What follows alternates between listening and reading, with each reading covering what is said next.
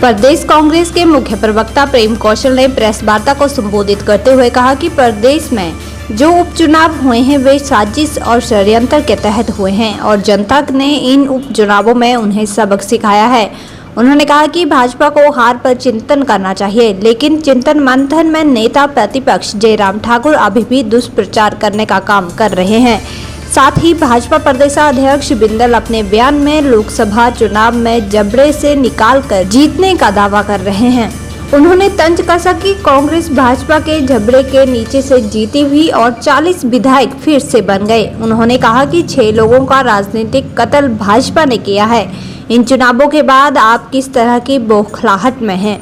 उन्होंने कहा कि भाजपा विचार करेगी कि चिंतन मंथन की बैठक में किस तरह भाजपा को प्रदेश की जनता ने विरोध किया है। कांग्रेस का विरोध करते करते हिमाचल और हिमाचलियों के खिलाफ हो गए। उन्होंने कहा कि जन विरोधी वो हिमाचल विरोधी रही हैं, उस पर चिंतन मंथन करेंगे, लेकिन ये अंधे इतने हैं कि सावन में इन्हें सब हरा हरा ही दिखता है।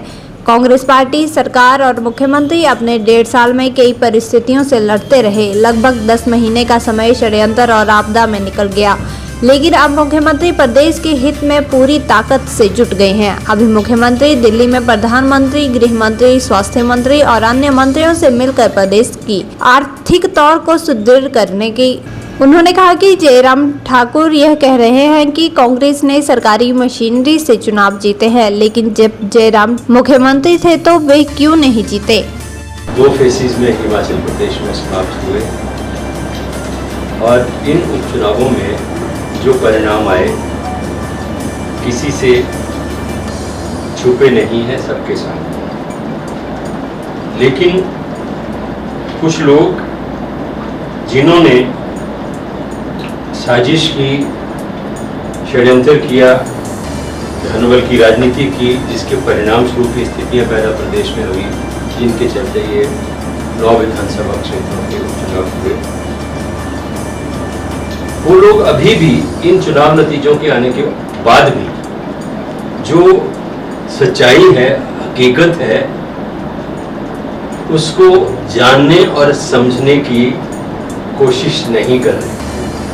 अभी भी हिमाचल प्रदेश के जो विपक्ष के नेता हैं, अगर उनके जो बयान हैं, उनकी जो प्रतिक्रियाएं हैं, उनको हम देखें तो ऐसा लगता है कि जनादेश में और जन भावनाओं में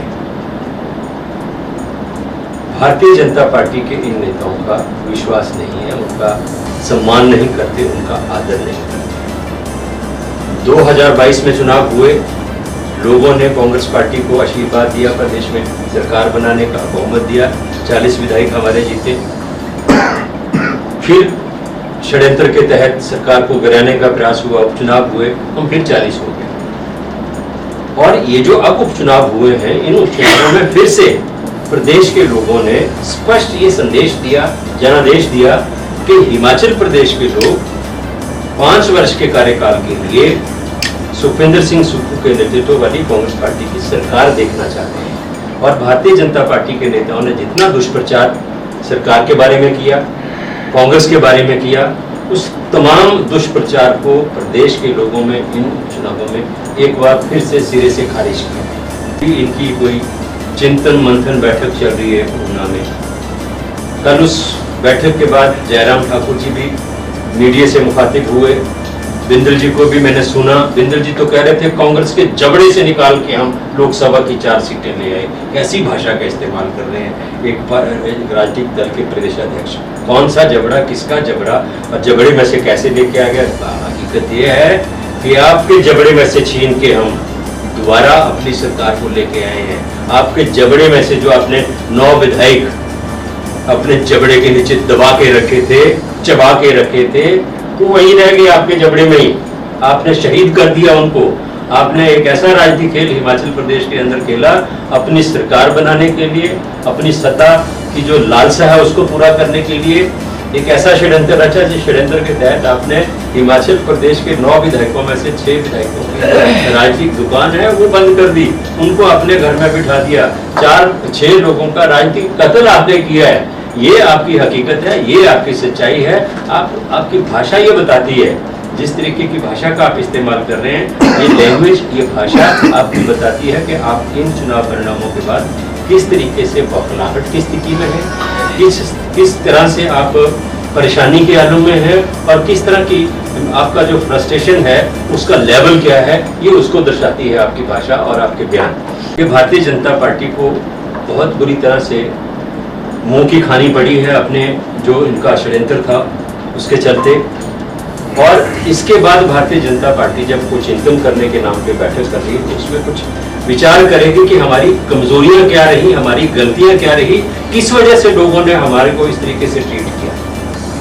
और असली बात यह है कि पिछले 1.5 साल में भाजपा के नेताओं ने जिस प्रकार की राजनीति हिमाचल प्रदेश के अंदर की है, उस राजनीति को खारिज किया हिमाचल प्रदेश के लोगों ने। भाजपा ने क्या राजनीति की? भाजपा ने अपनी कुर्सी पाने के लिए और जो सत्ता भारतीय जनता पार्टी के हाथ से फिसल गई, उसके वियोग में, उसके गम में और उसके गुस्से में इस तरह की राजनीति हिमाचल प्रदेश के अंदर की कि कांग्रेस पार्टी का और सरकार का विरोध करते करते वो हिमाचल विरोधी हो गए। और उनके जो कार्य प्रणाली थी, उनकी जो कथनी रही, उनकी जो करनी रही, वो कांग्रेस का विरोध करते करते, कांग्रेस की सरकार का विरोध करते करते, मुख्यमंत्री का विरोध करते करते हिमाचल और हिमाचलियों के खिलाफ हो गई। और उसी की सजा भारतीय जनता पार्टी को हिमाचल प्रदेश के लोगों ने दी। तो उम्मीद ये थी कि अपने जो 1.5 साल के इनकी जो एक ऐसी राजनीति रही है जो जन विरोधी रही, हिमाचल विरोधी रही, उसके ऊपर चिंतन करेंगे और उसके ऊपर चिंतन मंथन करके जो असली वजह है इस चीज की, उसके ऊपर उसको निष्कर्ष निकालेंगे और आने वाले समय में जो समय है उसमें पॉजिटिव पॉलिटिक्स हिमाचल प्रदेश करने का संकल्प भारतीय जनता पार्टी के लोग लेंगे। लेकिन मैं समझता हूँ कि सावन के अंधे हैं और इनमें अहंकार इतना है जिसकी कोई सीमा नहीं है।